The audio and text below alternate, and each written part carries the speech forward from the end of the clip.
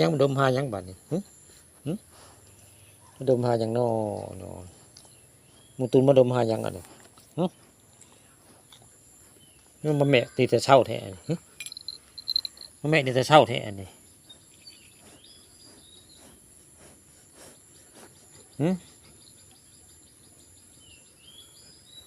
มาพี่น้องมาเอามาเลี้ยงแต่น้อยเด้นี่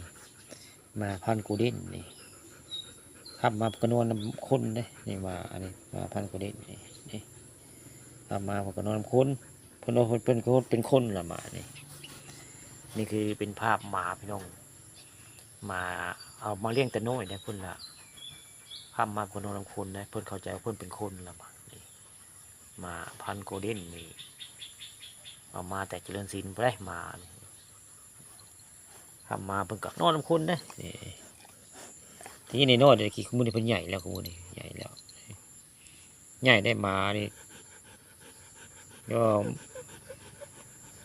เป็นญาติว่าไงมันใหญ่นี่หากเป็นมาพันใหญ่แต่ว่าหมานได้เพิ่นนี่มาอยู่นั่นนี่ไอ้หนุ่มพุกตัวนึงก็ได้พี่น้องกันมาพาเพิ่นไปเลาะห้วยได้หนุ่มพุกตัวนึงเพิ่นเห่ามาพันกูเล่นนี่มาบ่คือแต่ว่าหมานได้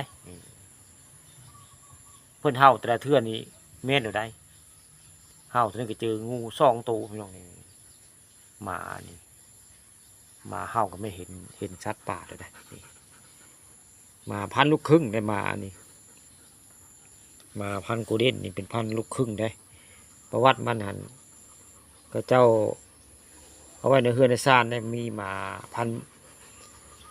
บ้านได้เข้าไปผสมเทียมไว้ไงนี่มันได้เป็นมาพันลูกครึ่งมาพันกูดินนี่ประวัติได้เอามาอันนี้มาเลี้ยงมันนี่ผู้ข่าปั่นคำผสมเอาเว้าเรื่องประวัติมาพันกูดินเนี่ยนี่มาพันใหญ่แต่ว่าเป็นมันพันลูกครึ่งได้ลูกครึ่งผสมมากระโตพ่อพันธุ์มันกะบนนี้ใหญ่แต่ว่าแม่พันธุ์นั้นใหญ่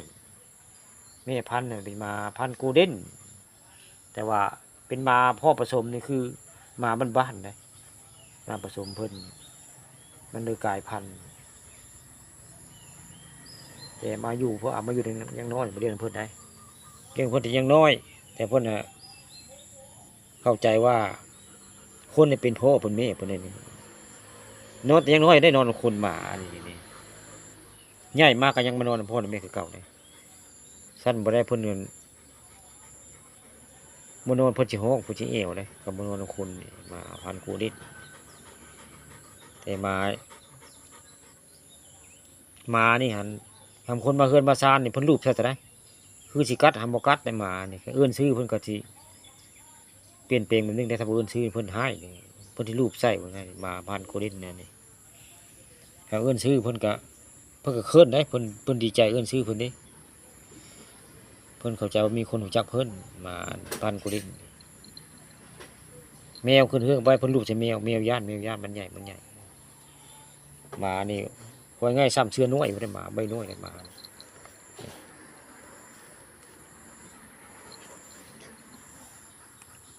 ตัวมาเล็กนี่น้อยพี่น้องนี่มากูมือนี่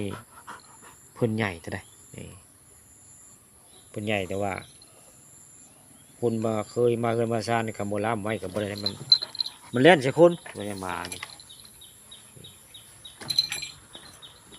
โมกัสแต่ว่าเล่นใส่แต่ปฏิญาณมาพันกูดินมันใหญ่มันนี่เอาภาพมาพันกูดินพันใหญ่พันผสมลูกครึ่งพี่น้อง